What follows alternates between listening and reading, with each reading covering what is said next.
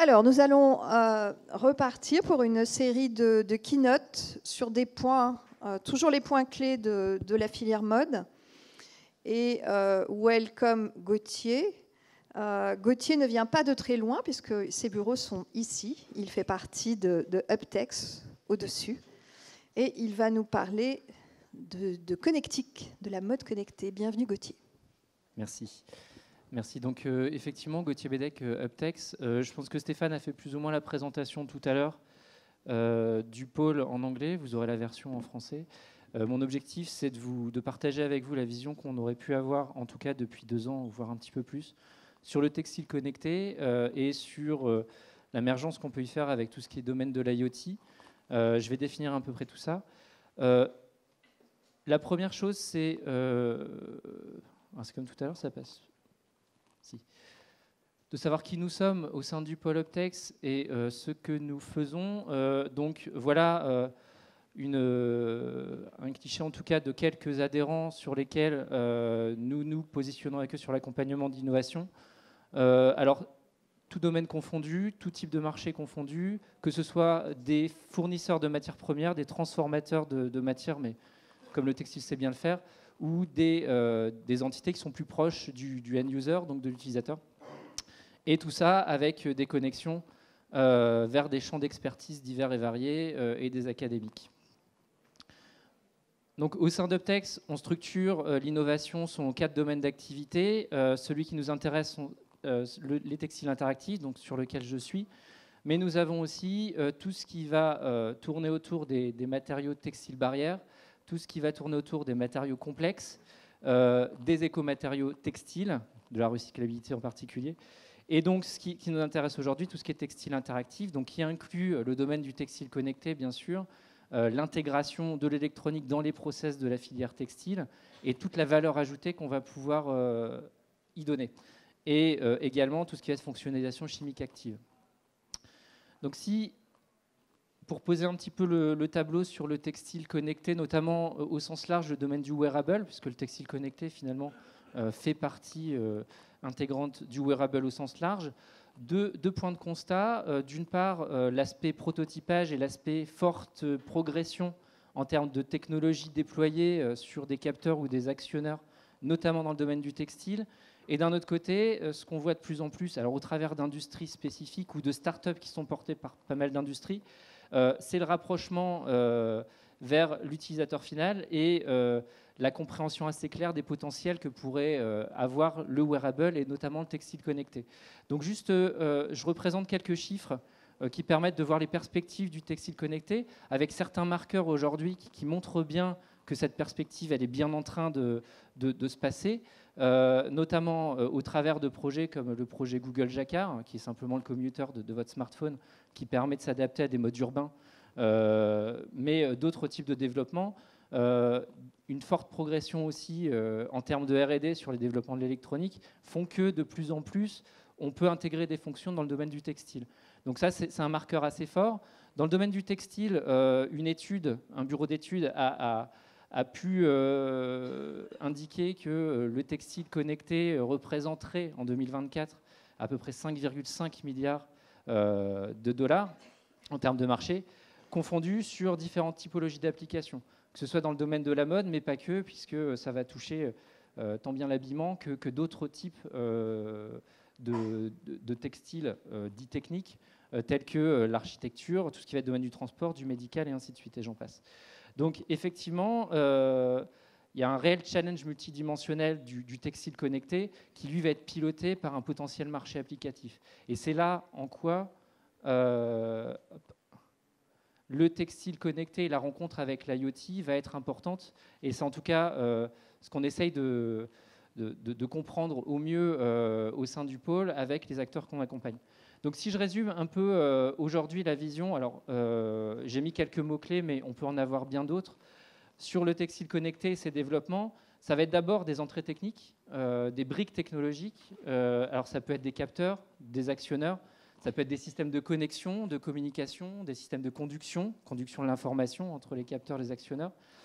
Mais c'est aussi et avant tout des contraintes d'usage. Dans l'habillement, la plus connue, bien sûr, c'est la lavabilité. la lavabilité des systèmes électroniques, mais ça peut être aussi, si on prend des cas d'usage spécifiques, l'autonomie des systèmes, ça peut être le confort, ça peut être sa performance, sa fiabilité, et j'en passe. Dans le domaine de l'IoT, on va avoir une réflexion un petit peu différente, dans le sens où on va se rapprocher de l'usage, et notamment des comportements sociétaux qui se sont produits depuis des dizaines d'années sur le sujet, par des nouvelles manières de partager, des nouvelles façons de travailler, de prévenir, de communiquer, de consommer, et j'en passe, qui nous amènent à la réflexion de nouveaux modèles économiques. Et finalement, cette association entre l'IoT et les textiles connectés nous font parler de plus en plus de ce qu'on appelle l'IOC, donc l'Internet of Clothing, pour ces sujets. Donc finalement, deux challenges vont être importants ici. D'une part, les modèles de production, on en parlait tout à l'heure, mais toute cette évolution qu'on pourrait y faire, et notamment quand on est aux interfaces entre des matériaux textiles, de l'électronique, du cloud, du software et ainsi de suite, on ne parle pas le même langage, donc il y a déjà cette première notion qui soit liée au marché cible, bien évidemment.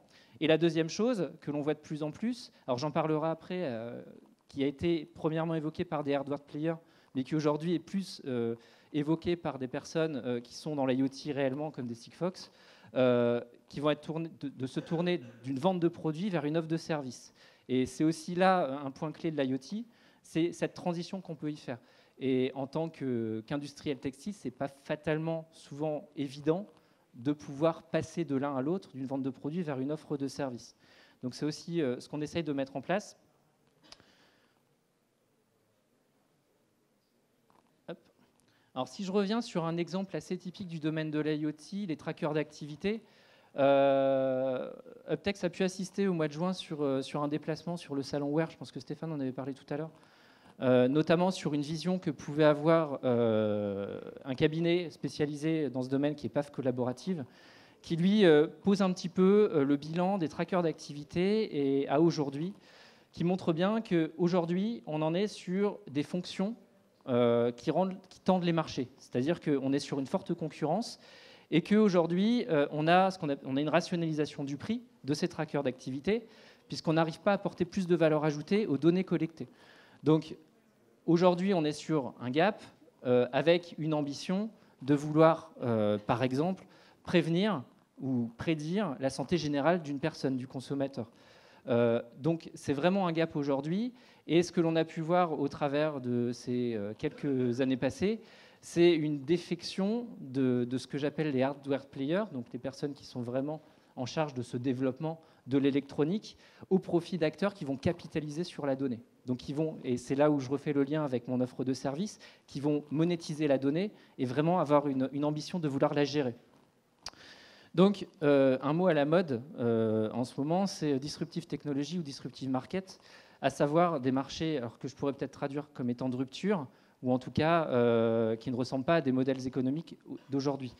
Alors, Stéphane l'a dit tout à l'heure, mais on est revenu récemment de Taipei pour faire un salon justement sur l'IoT et les textiles fonctionnels.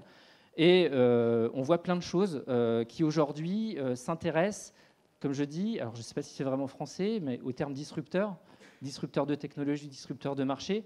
Tout à l'heure, je parlais de la Google Jacquard, qui est simplement le commuter qui va permettre effectivement d'échanger plus facilement par rapport à des modes urbains avec votre smartphone.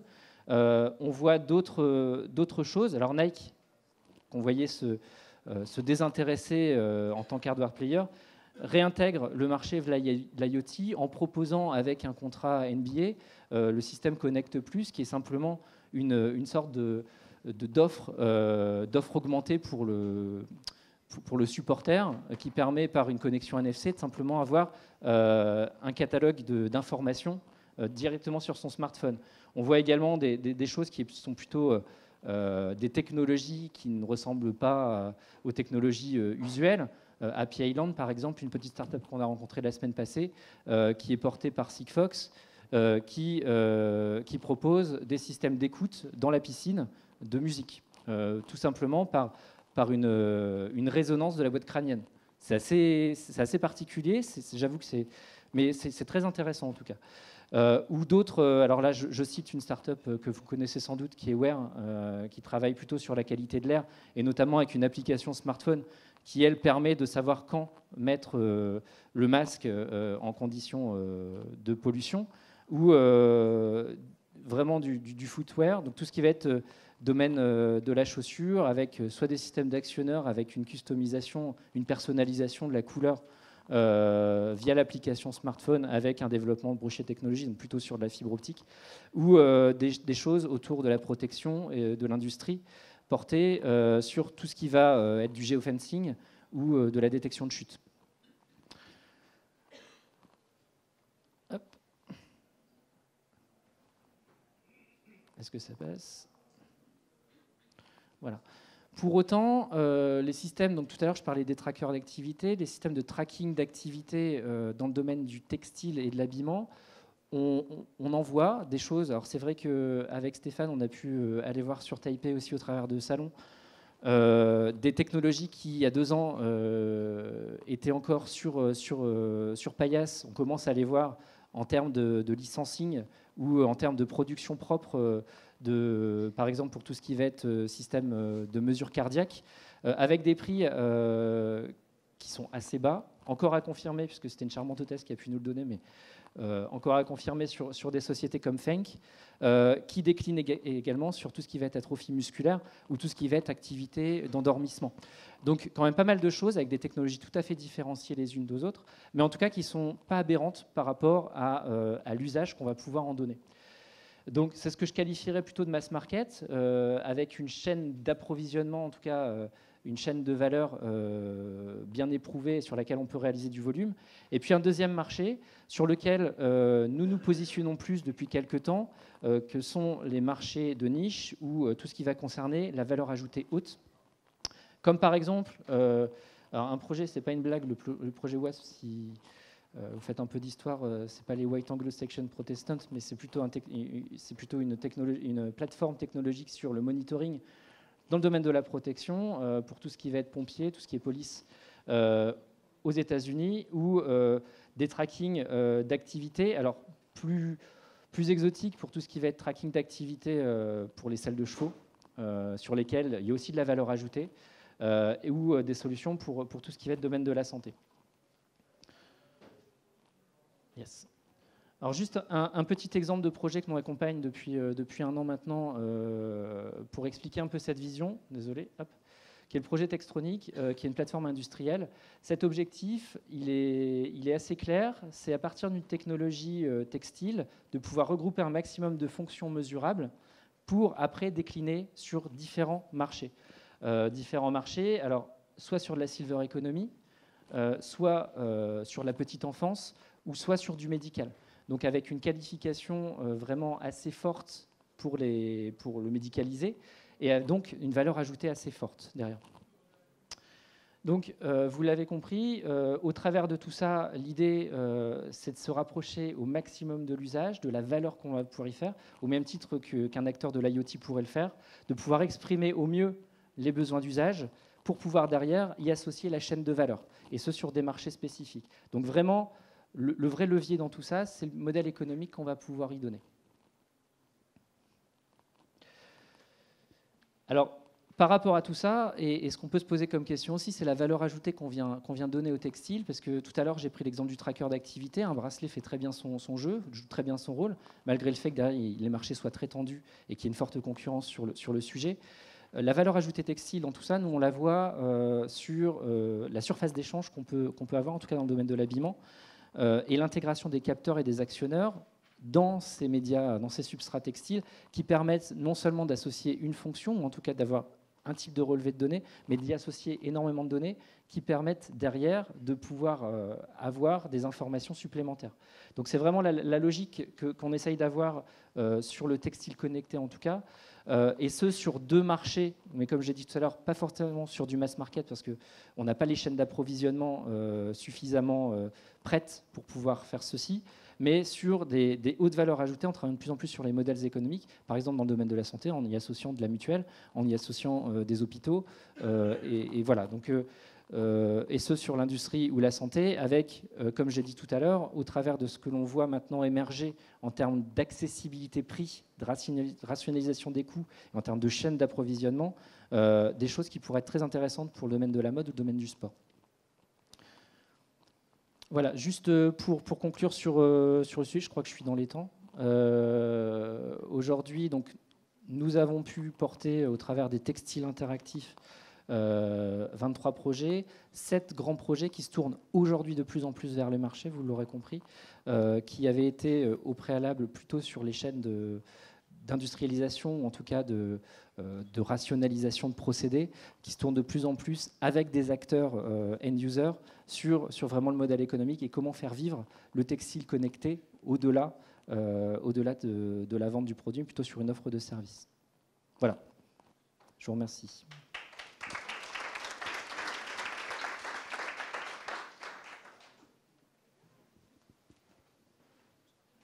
Je suis dans le timing. C'est bon ?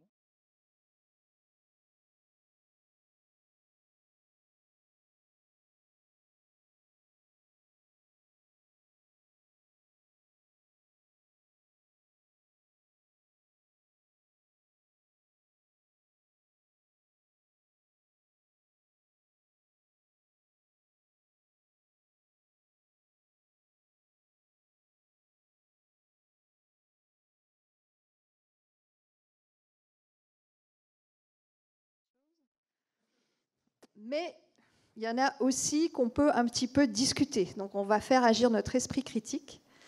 Et j'ai le plaisir d'accueillir Maxence Dissler de la société Improvise.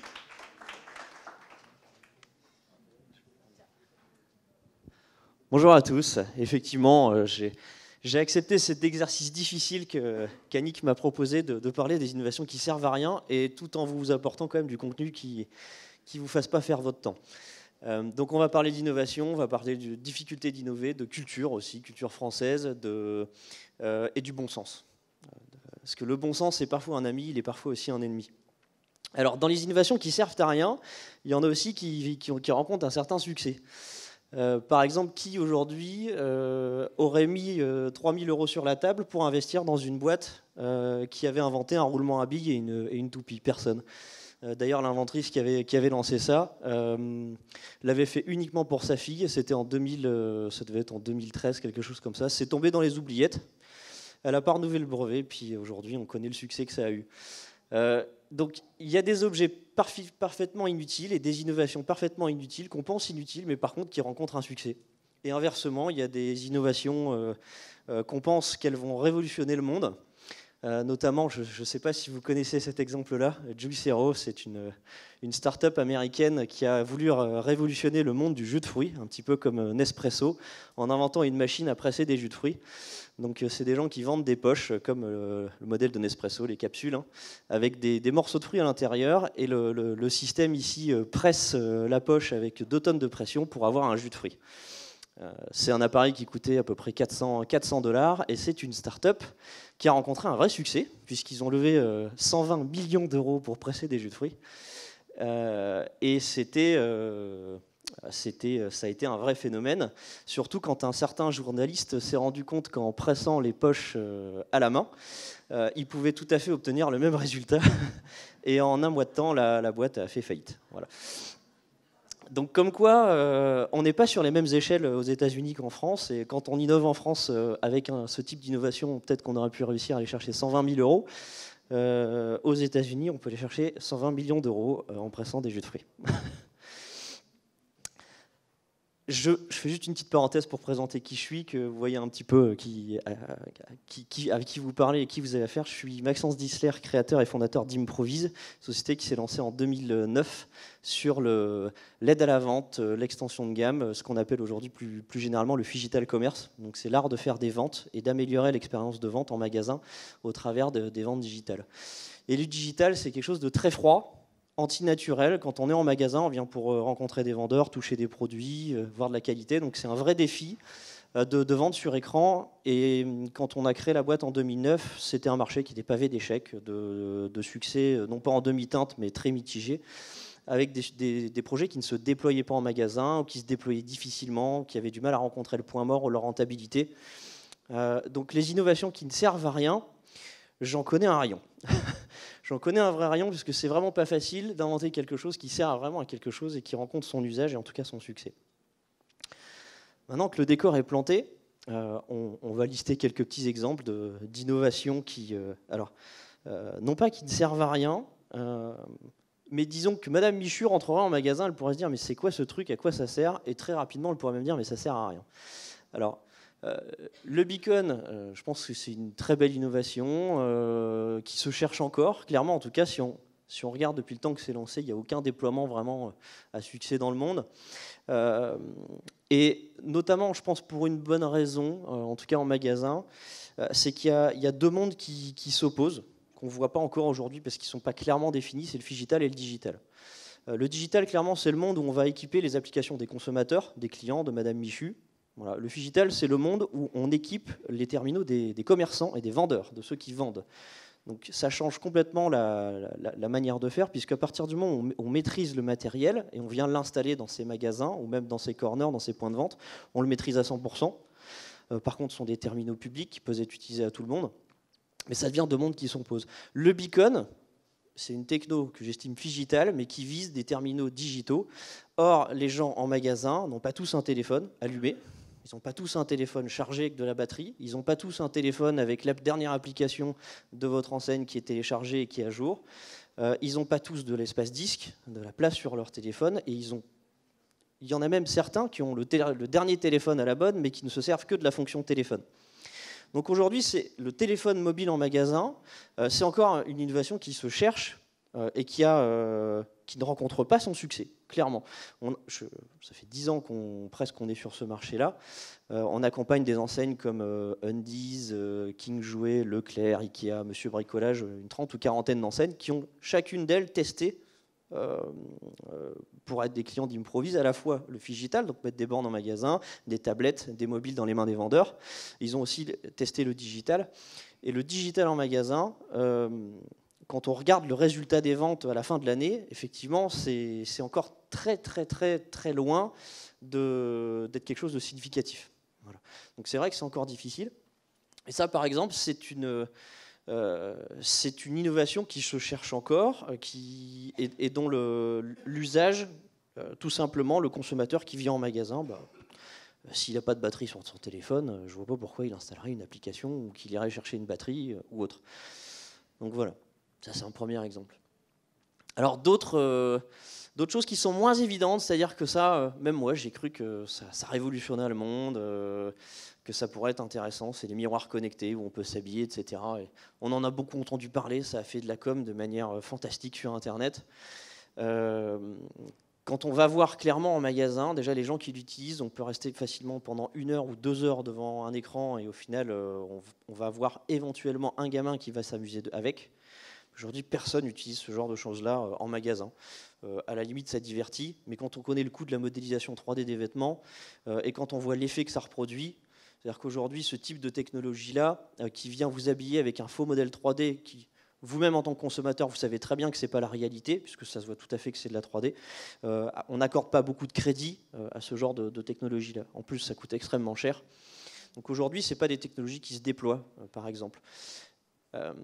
Là, ce que je veux amener, c'est la notion de bon sens. C'est-à-dire que le bon sens, on pourrait dire ça va vraiment marcher. On pense au début de l'innovation, on l'invente, on va mettre ça en magasin, on a vraiment le sentiment que ça peut marcher parce que ça répond à un besoin qui est tout simplement de se voir avec des habits qu'on n'a pas sur place ou pour gagner du temps.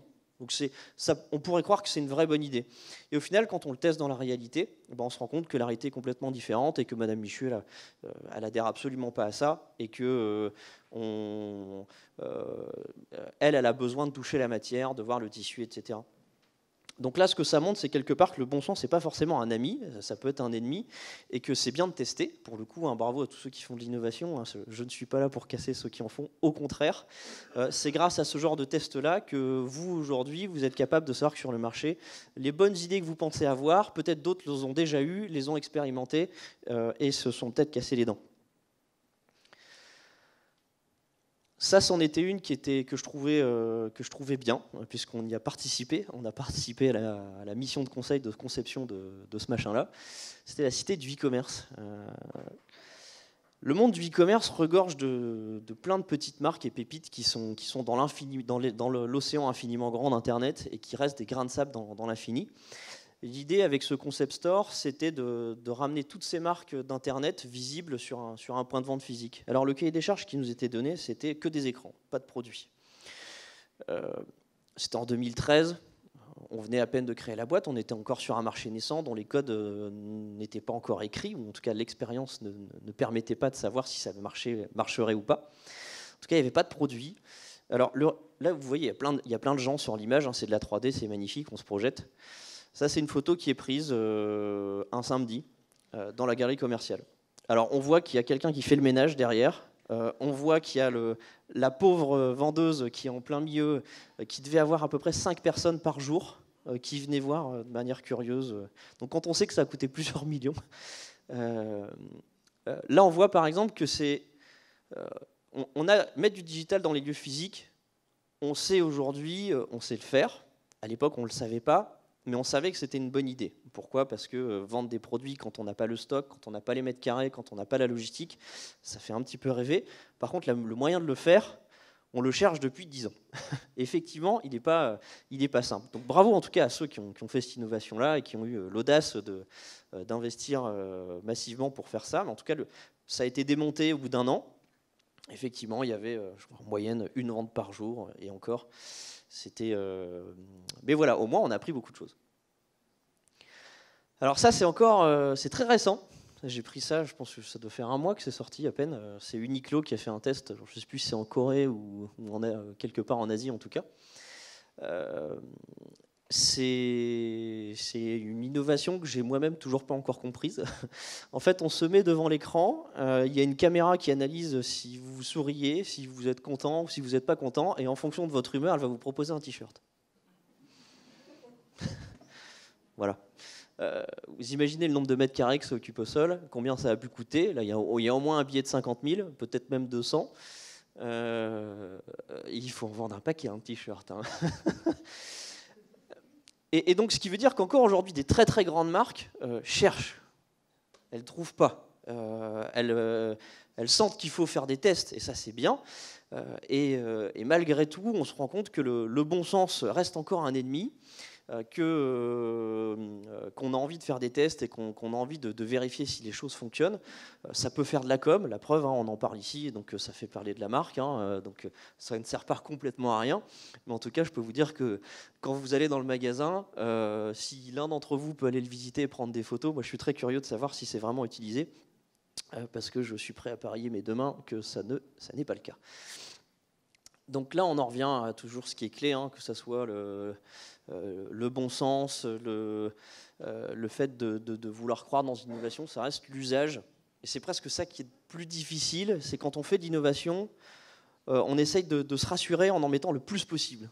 On met le plus possible de fonctionnalités dans quelque chose en se disant il faut que ça fasse ça, il faut que ça fasse ça, il faut que ça fasse ça. Ou alors il faut que ça fasse waouh. C'est-à-dire je vais me mettre dans un machin, si je souris, on va me proposer un t-shirt et ça va faire tellement waouh que la terre entière va se ruer dans mon magasin pour m'acheter mes t-shirts. Et c'est ces côtés rassurants-là qui sont un peu l'ennemi du bon sens. Parce qu'il suffit d'aller en magasin, d'y passer quelques heures et de se demander de regarder simplement les gens, ce qu'ils font. Et les gens, ils n'ont pas envie de perdre de temps. De l'innovation, eux, ils s'en foutent. Hein, ils sont là pour acheter des produits ou se faire plaisir, tout simplement. Parce que si on vient en magasin, c'est aussi pour se faire plaisir. Mais voilà, en tout cas, un exemple je pense, d'enseigne qui a envie d'innover, qui cherche et qui nous aide, nous tous, à pouvoir bénéficier du résultat de ce type d'opération. Voilà. Ça leur coûte un petit peu d'argent, malheureusement, mais Alors, plutôt que de critiquer les autres, on a décidé de se critiquer nous-mêmes aussi, hein, parce que nous aussi, en 10 ans, on a cru inventer plein de choses qui seraient géniales et qui ont été, je peux dire, un vrai bide. Ça devait être en 2014, on a voulu inventer un présentoir avec un écran transparent et qui était interactif. Donc on peut mettre un produit à l'intérieur et en fait la vitre qui est devant est un écran transparent qui est lui-même tactile.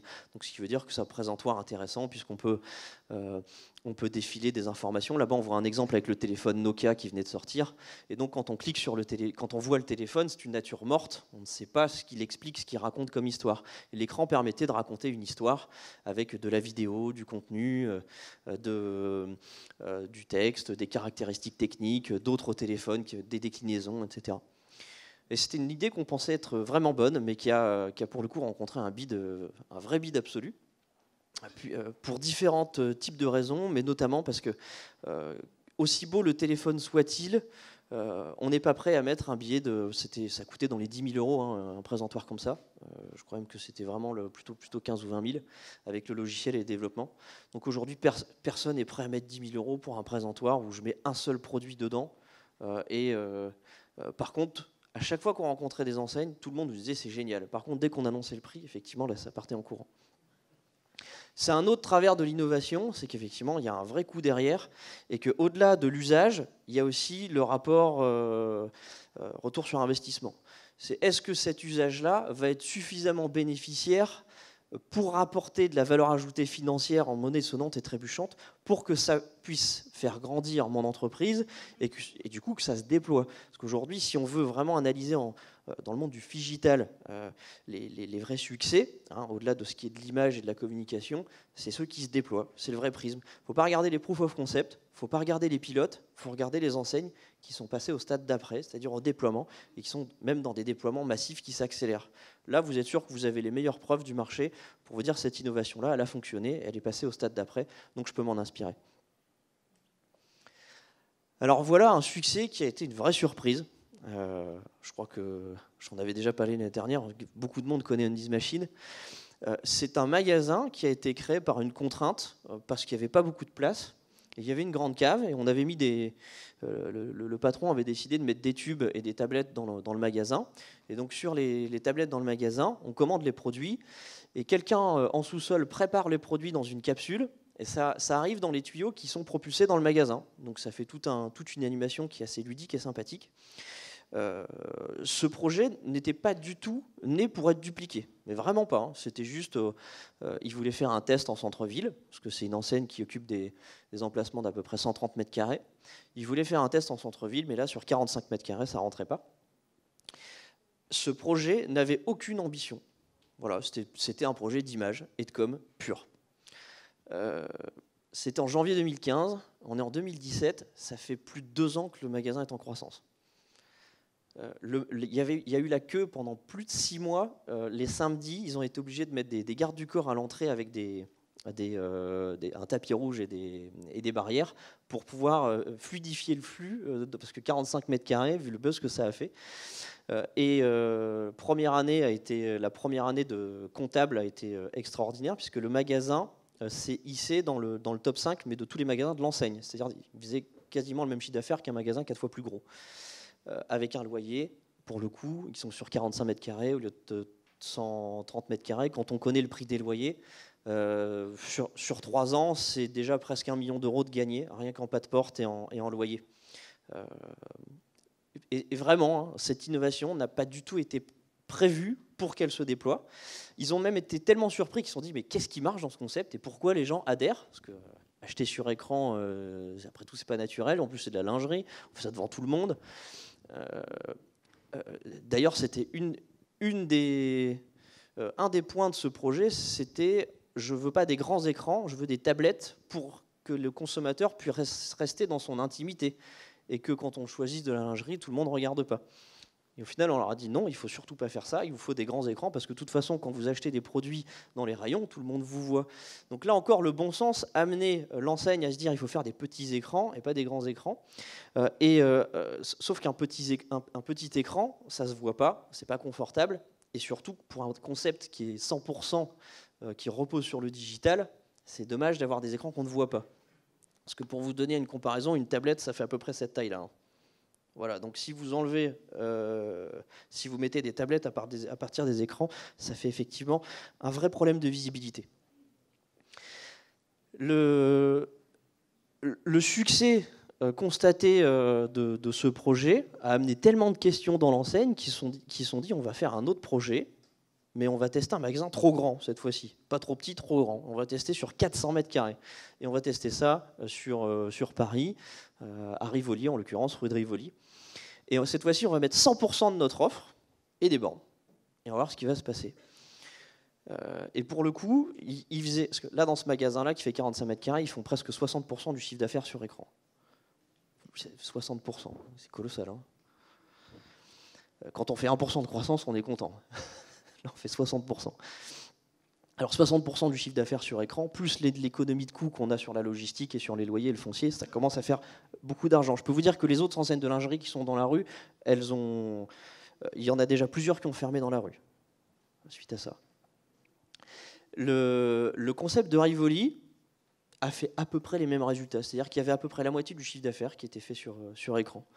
Donc malgré le succès de ce projet-là, et le fait de pouvoir l'analyser en magasin, on ne savait toujours pas ce qui en faisait le succès. Donc il a fallu chercher. Je crois qu'on en est aujourd'hui à une douzaine de magasins qui sont ouverts sur le format On This Machine. Et le concept s'affine toujours encore plus en plus. Je crois qu'aujourd'hui, on n'est plus sur 45 mètres carrés, on doit être sur 70. Le dernier qui a notamment ouvert, qui est spectaculaire, c'est Passage du Havre. Passage du Havre à Paris. C'est une boutique de 45 mètres carrés dont la réserve est au parking, 4 étages en dessous. Bon, mon cher Max, je vais devoir... J'ai fini. C'est génial, tu vois. Voilà. J'ai fini, de toute façon, hein, c'était la dernière slide.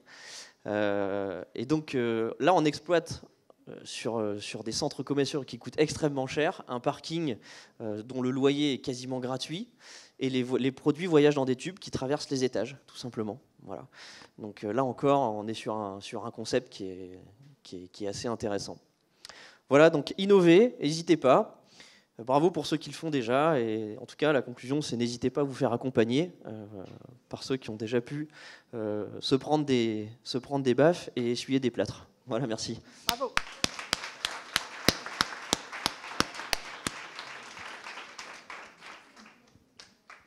Okay, now I have the pleasure to welcome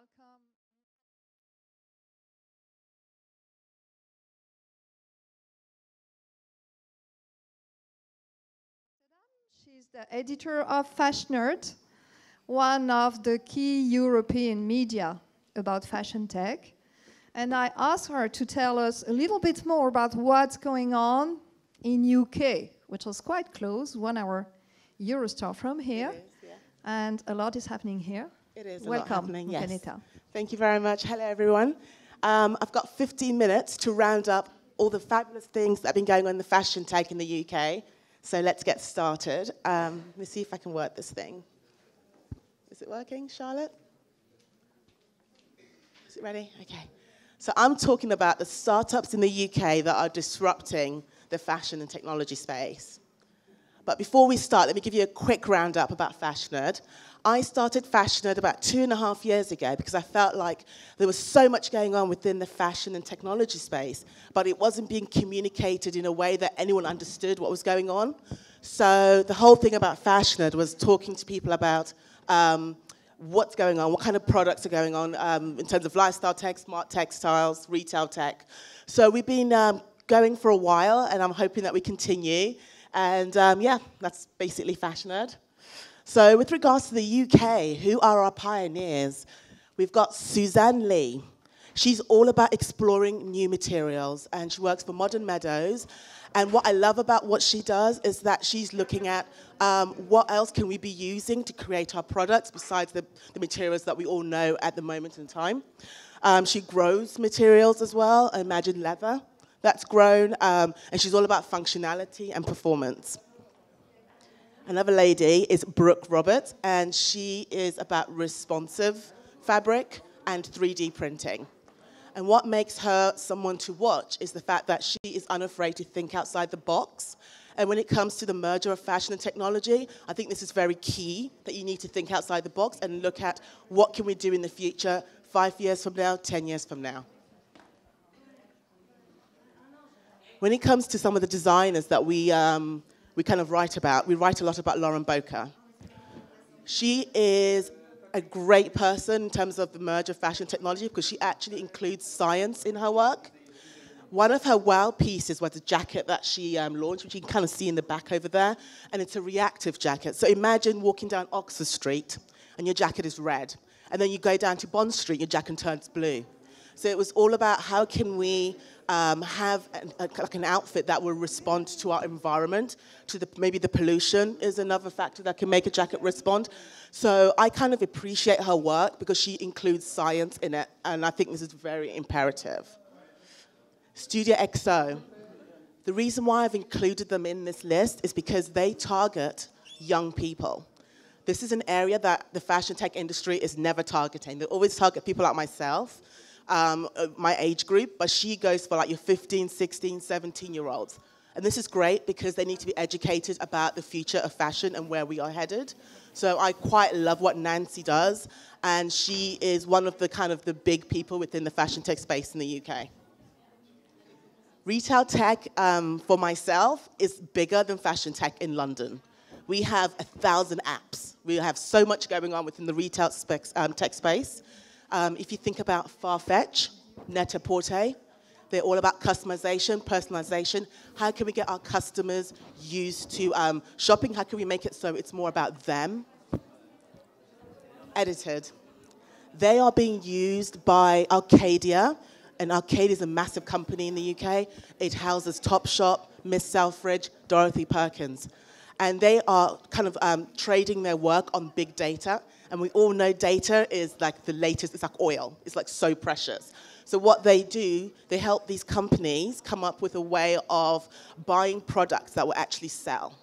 So for example, a buyer might be like, okay, do these t-shirts sell? Let me find out, let me look at the data. So therefore they buy enough for what is available for their customers, rather than buying overstock, and then kind of the question of sustainability comes in. So they've done really, really well. They recently launched a couple of years ago. So yeah, so I completely love what they do. Thread, this is for the boys. There's a lot of kind of apps for shopping for women, but what makes Thread different is that they target men. So men are able to basically go online and select the kind of clothes they like, the kind of labels they like, the kind of look they like. And what they then do using this artificial intelligence is that they curate a personalized look for that particular gentleman. This kind of allows the men to be able to kind of get emails that are personalized to them, kind of buying shirts and tops and shoes that are more kind of their style. So they're doing really, really well, and they're going to be launching a women's wear as well, but they're kind of concentrating more on the men at the moment. So like I said, I kind of introduced you to fashion tech designers that are doing well in London. We talked a little bit about retail tech and how that's working with the apps and online shopping.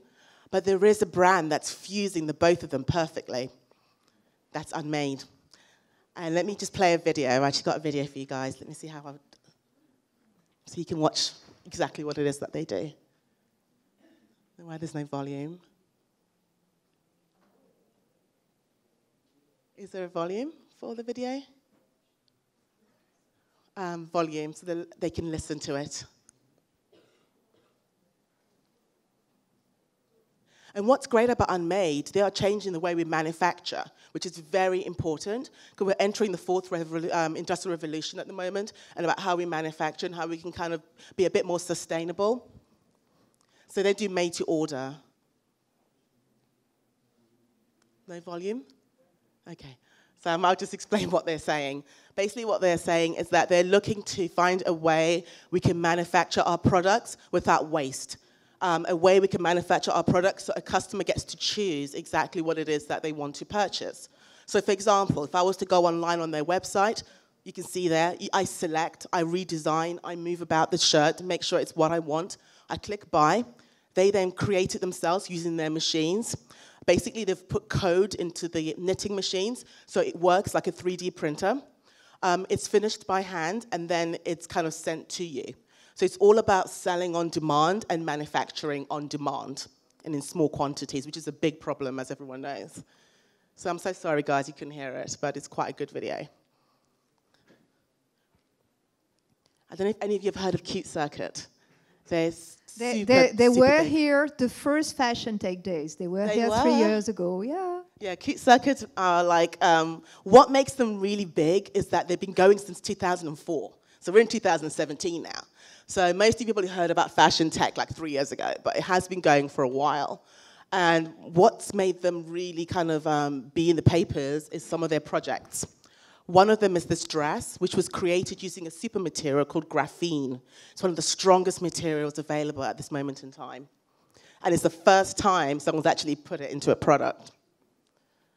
They work with a lot of celebrities, which is good to a certain extent because it kind of uses it as a platform to kind of showcase what Fashion Tech is up to. And they do a lot of innovation. My favorite thing about the merger of fashion with technology is health. I think it's going to play such a key role. For example, this sound shirt, it helps deaf people hear music. So some of them have actually heard music for the first time. And I love kind of like the merge of fashion with health. I think it's going to be super important. Another example that I came across is imagine a jacket that can detect diabetes. It will let you know when your blood sugar is low, and it's just a jacket. This is the kind of stuff that I'm really excited for it to come about. So their sound shirt, even though it's not available to buy, it kind of gives people an idea of what is to come. Collaborations. Fashion Tech lives on collaborations. And this is one that was done by a designer called Richard Nicole and Studio XO. And they created this jellyfish jacket, dress. It was done a few years ago now, but it really kind of got the fashion industry within the UK thinking about where this could actually be headed. VR and also AR. Topshop did a fashion show, and those who could not attend wore these and were actually there. So it was kind of a great PR stunt, but I liked the fact that people were able to experience it. I don't think the future is going to be about wearing those big headsets, but it gives us an idea of what is possible. Avery Dennison. I think we all know about Avery Dennison. They are working on retail tech quite a bit with a lot of brands about how can we personalize and customize customers' experience with shopping and so forth. And they worked with Sarah Angold, who kind of embedded the technology in her jewelry. It's quite exciting because everyone always talks about fashion and technology, but no one ever talks about, can I actually buy this product? Is it available for me? Can I wear it? Can I have it? And you actually can have some of the products. And a good example is Emily Eris. It's a British lifestyle brand, and they launched a smart coat. It's not very affordable. It's about £2,000, but it's made out of cashmere, and it will warm you up. So, for example, you can control how you kind of keep warm or you stay cool. I've actually asked Rana, who is the founder of this, whether she's going to release a collection of coats that are more affordable, and she says she will, because I think £2,000 is a bit too much. But the great thing about it shows you what is going to happen and what is possible, and I think you can actually charge your phone with it as well, which is actually quite cool. 2415, recently launched at London Fashion Week this season.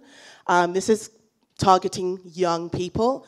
It's powered by Studio XO, and it's all about kind of reacting to music, using your smartphone, social media, that kind of thing. So it's for the young, and like I said, the young people are not really targeted audience by designers who do fashion and technology, so it's quite nice to see a brand doing this. For myself, I think for fashion and technology to take off and to be kind of adopted by consumers, it needs support. We need people to be able to give it funding, advice, help with collaborations, and there's quite a few UK people that are doing this. One of them is FIA, the Fashion Innovation Agency. They work with the London College of Fashion, and they bring together designer and somebody, let's say, who works in technology. So it's all about how can I bring this designer and bring them to somebody who may be able to help their product, have the technology that it needs. Plexel. Plexel is like a little village, and what they've done, it's opened this season, I think it opened in June 2017. They've created a village where all tech startups in the UK can go and reside. So if you're a tech startup, you can find legal systems, like a legal lawyer in there. You can find marketing, you find PR. You can find anybody in there that will help your brand take off. And that, I think that's amazing to have those hubs in all the different cities. CFE. CFE is all about helping businesses find funding. One of the biggest problems is money, and how can I create my prototype and take it to market. And what's great about CFE is that they've got quite a few programs that is all about helping that startup brand to kind of take it that extra step further. This is another video, but I don't know if it's going to play. Innovate UK. They are a government-funded site who basically help a lot of fashion tech brands help them kind of do, oh, it's playing, fantastic. So these are all the fashion tech brands within the UK that have been helped by Innovate UK in the last 10 years. Typing on a tiny little keyboard that was on a BlackBerry. And they're all kind of telling their story about how they did it, how they came about, how they were inspired. And I love Innovate UK because I feel like we need support, and it's not going to go away, and people need to kind of help those who are thinking outside the box and those who want to create a product. Everything you do in life has elements of risk about it. There wasn't a space industry here, and now there's one of the fastest growing areas in the world for space. And ultimately we improve quality of life and save lives. And it's quite a big vision, but we can use that You can see there's quite a lot of things going on within the UK. So, like I said, support is very kind of like important. It's super important when it comes to the development of the fashion tech space. Okay, that's it in a nutshell. So if you've got any questions, thank you.